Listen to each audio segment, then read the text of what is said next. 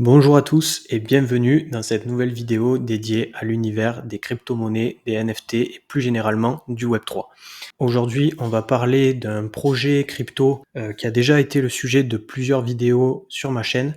Il s'agit de Fitmint. Pourquoi on en parle à nouveau? Tout simplement parce qu'il y a eu de gros changements du côté de l'application et du projet et ça a impacté pas mal les investisseurs. Donc ça peut être les investisseurs privés, mais aussi pas mal de particuliers. Il y a des centaines d'investisseurs qui ont été déçus par cette nouvelle direction et on va voir tout ça ensemble. Restez jusqu'à la fin parce qu'on aboutit à 2 astuces, 2 techniques qui vous permettront d'éviter ce genre de problème et éviter potentiellement de perdre de l'argent, de perdre votre investissement sur ce type de situation. Alors Fitmint, si vous ne connaissez pas encore, je vous invite à regarder mes précédentes vidéos sur le sujet si ça vous intéresse. Mais très globalement, c'est un move to earn qui ressemblait un petit peu à Stepn. Stepn qui est vraiment le projet qui a ouvert la voie au move to earn, c'est-à-dire une application qui vous rémunère, que ce soit sous la forme de crypto-monnaie ou de achat-revente de NFT pour votre activité physique. C'est-à-dire que vous marchez, vous courez, etc. Et grâce à cette activité-là, vous pouvez gagner un petit peu de token. En l'occurrence, sur Fitmint, il s'agissait du token FIT. C'est un projet indien qui a un peu plus d'1 an maintenant et qui vraiment proposer quelque chose de très similaire à Stepn. Honnêtement, les NFT, c'était des baskets. Voilà, vous courez un certain nombre de temps. Chaque minute, ça vous fait gagner du token FIT. Et ensuite, vous pouviez soit acheter ou revendre des sneakers pour avoir plus de gains potentiels, améliorer vos chaussures, les réparer, soit pour revendre et vous faire un petit peu de bénéfices. Sauf que, comme tout bon projet qui se respecte, il y a eu un lancement d'une première collection à 150$ le NFT.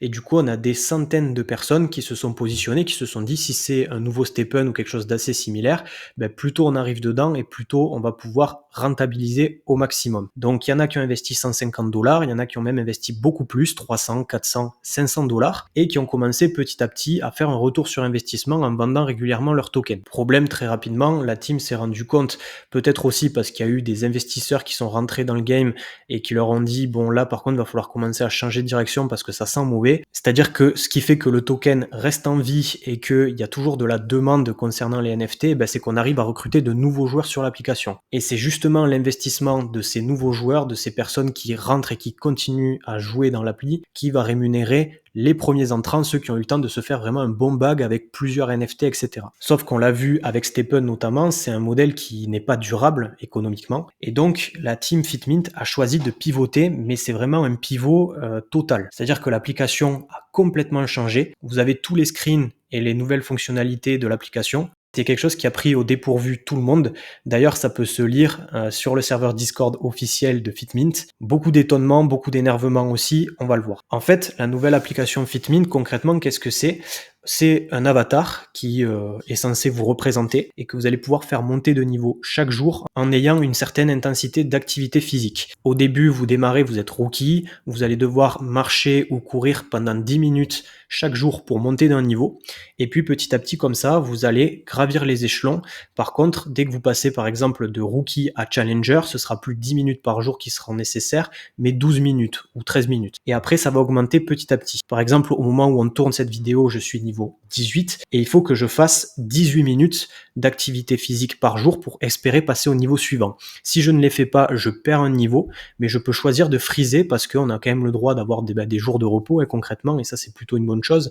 Et donc si on le signale en avance que tel jour on ne fera pas d'activité physique, on ne gagne pas de niveau certes, mais on n'en perd pas non plus. Il y a le côté social aussi qui est un petit peu plus prononcé qu'avant, c'est-à-dire que là vous pouvez ajouter des amis en rentrant leur pseudo, voir la distance qu'ils ont parcourue sur la semaine, voir combien de jours ils se sont entraînés dans la semaine et éventuellement leur envoyer un peu d'encouragement. Ça franchement c'est plutôt sympa et ça reste quand même très intuitif, donc pourquoi pas. Ensuite, quand vous allez gravir les niveaux, vous allez pouvoir tomber sur des box qui représentent des vêtements, ça peut être des shorts, des survêtements, etc.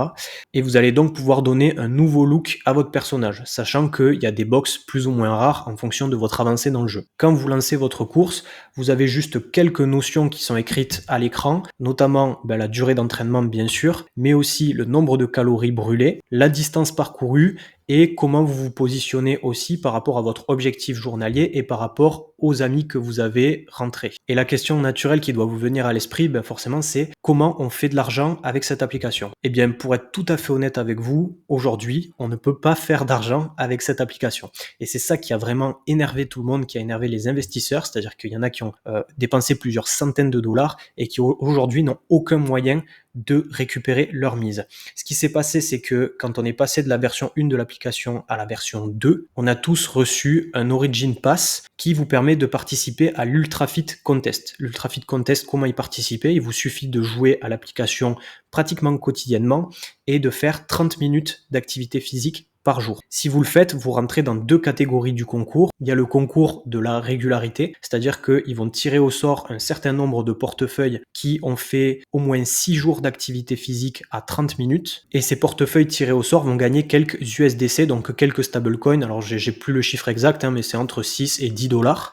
Et puis il y a le concours de vitesse ou de performance, où là par contre on va prendre les meilleurs, ceux qui ont fait la plus longue distance, pareil en 30 minutes d'entraînement quotidien. Donc forcément, ceux qui se sont entraînés 7 fois dans la semaine, ils auront plus d'avantages que ceux qui se sont entraînés 6 fois ou 5 fois, etc. Aujourd'hui, c'est le seul moyen de générer des revenus et comme vous pouvez le voir, on est très loin des 150 dollars. Moi, pour le moment, j'ai participé chaque semaine, j'ai pas raté un seul jour d'entraînement et je n'ai encore jamais gagné à l'Ultra Fit Contest. Second problème, c'est qu'avant, vous pouviez revendre vos paires de chaussures. Alors, il faut trouver un acheteur, certes, mais vous pouviez quand même essayer et il y en a certains qui ont réussi à faire des bénéfices grâce à ça. Alors aujourd'hui, ce n'est plus possible. Par contre, vous pouvez vendre ces fameux Mint Pass pour permettre à quelqu'un d'autre de rentrer dans l'Ultra Fit Contest s'il décide de télécharger l'application. Sachez que aujourd'hui, c'est une app gratuite. Ça répond tout à fait aux valeurs et aux désirs de l'équipe fondatrice de FitMint qui est de faire une application fitness accessible à tous et qui vous permet de vous construire des habitudes de vie plus actives. Ça, pour le coup, le challenge est réussi. C'est vraiment une app sociale. Donc, en gros, vous pouvez essayer de revendre ce Mint Pass. Encore faut-il qu'il y ait de la demande. Et vous pouvez aussi essayer de revendre les vêtements de votre avatar. Idem. Ils ont une rareté différente, certes, mais encore faut-il trouver des acheteurs.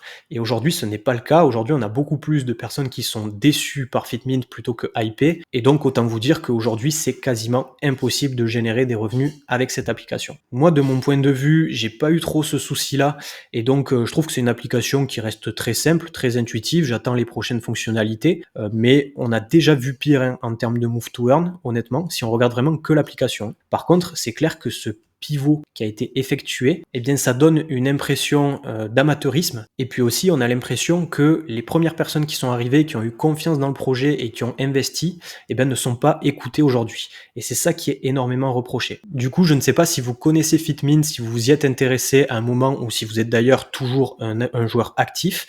En tout cas, ce serait intéressant d'avoir votre avis en commentaire sur ce retournement de situation et ce pivot. En tout cas, ça permet de mettre en évidence 2 leçons essentielles qu'il faut à tout prix retenir quand on décide d'investir dans des projets crypto et NFT.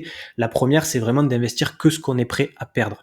Les personnes qui ont été les plus déçues, les plus même virulentes sur le serveur Discord de FitMint auprès de la team, qui ont fait du FUD à longueur de journée, ce sont des personnes qui n'étaient pas prêtes en réalité à investir plusieurs centaines de dollars dans le projet, mais qui l'ont fait quand même en pensant que ça pourrait être un Stephen 2.0 ou un projet qui pourrait leur permettre de générer beaucoup de revenus.